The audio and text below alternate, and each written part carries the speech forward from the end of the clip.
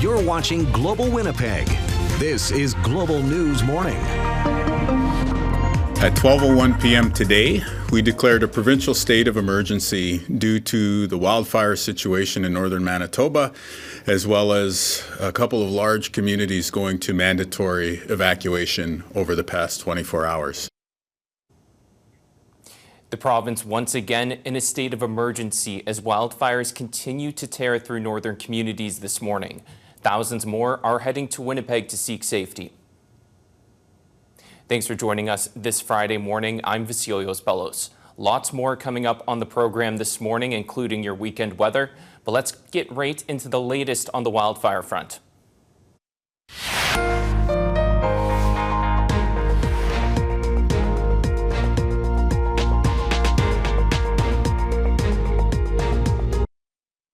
For the second time in just weeks, Manitoba is facing a province-wide state of emergency due to wildfires. 6,000 more Manitobans have been forced to evacuate from Snow Lake and Garden Hill First Nation in the last 2 days. With those newest evacuations, the total number of Manitobans currently forced out of their homes is around 12,000. The province says more than 1 million hectares of land was lost to fire, and to put that into perspective, that's more than 21 times the size of the city of Winnipeg.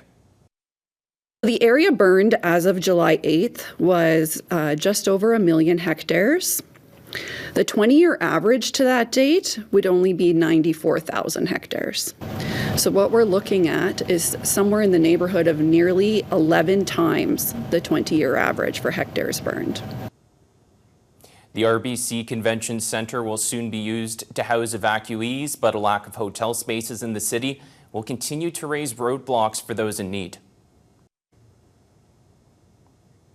Strong winds continue to fuel the fires surrounding the town of Snow Lake. While the town itself received a bit of rain yesterday, none fell on that main wildfire that prompted the evacuation of the community.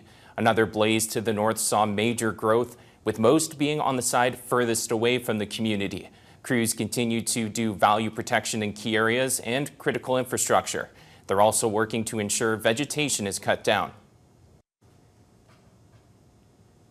Some good news out of Thompson this morning. Rain fell in the area early yesterday and is helping to reduce the rate it's burning. Other parts of the fire are spreading in swamp terrain, which is slowing it down. Crews continue value protection and clearing vegetation around critical infrastructure. Meantime, a wildfire burning south of the community of Wabodin along Highway 6 was quiet yesterday. Crews are working on that blaze to ensure the only highway out of Thompson remains open.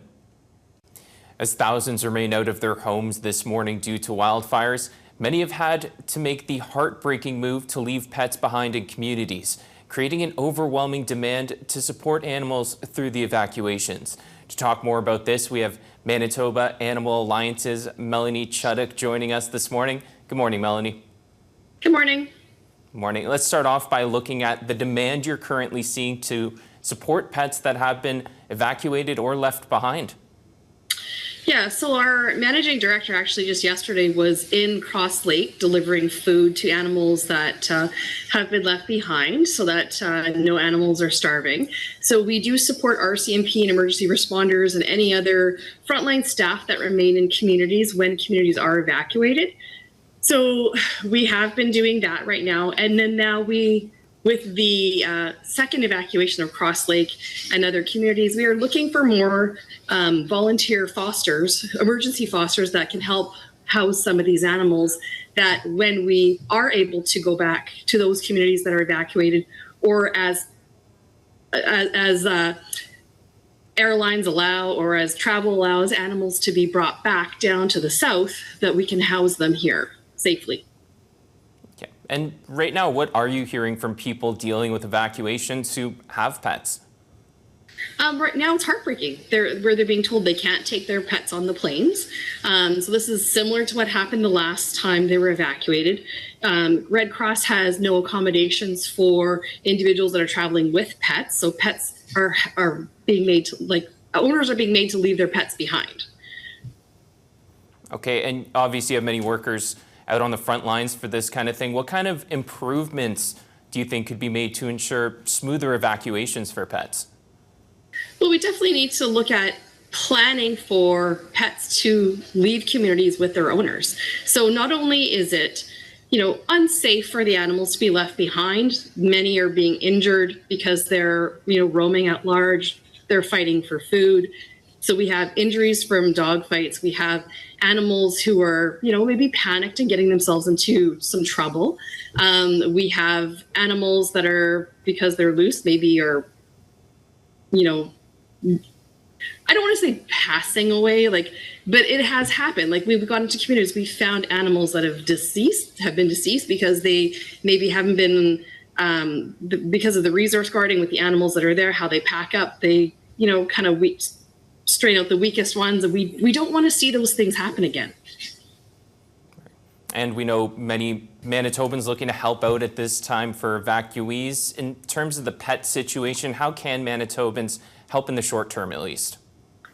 In the short term, we are looking for donations of food, collars, plastic crates, because when it is safe to do so, we will be helping those first responders who are in those communities bring animals back down to the south. We are hoping to get many more emergency fosters so that when those animals do come down to Winnipeg, that they have a safe place to land. We need volunteers to help do transportation. So picking up animals from transports, whether they be coming off of Hercules, which is what we had happen the last time there was this evacuation. We had volunteers meeting the planes with the owners, getting all the owner information so that those dogs can be reunited with their owners, and then delivering them to fosters. So if transportation is an issue for someone, please don't let that think that that's a barrier free. We do have volunteers who are willing to do that.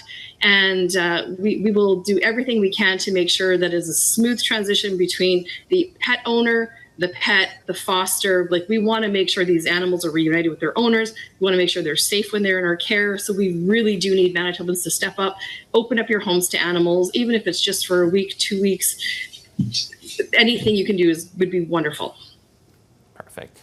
That's Manitoba Animal Alliance's Melanie Chuduk joining us, talking about some very important work. Thanks again for your time.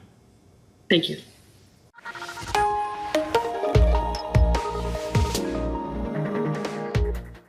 We'll now turn attention over to the weather. Moises now joins us. Moises, this morning, the smoke was absolutely ridiculous in the city. I could smell it in the hallways of my apartment. Yeah, I can't believe that, Vasilios.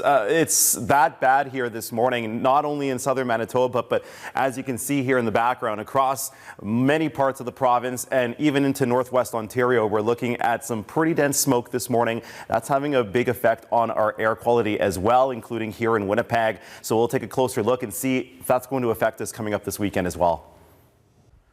Well, Vasilios and all of you joining us this morning, thank you, by the way. This is what we're starting off with here in Winnipeg this morning.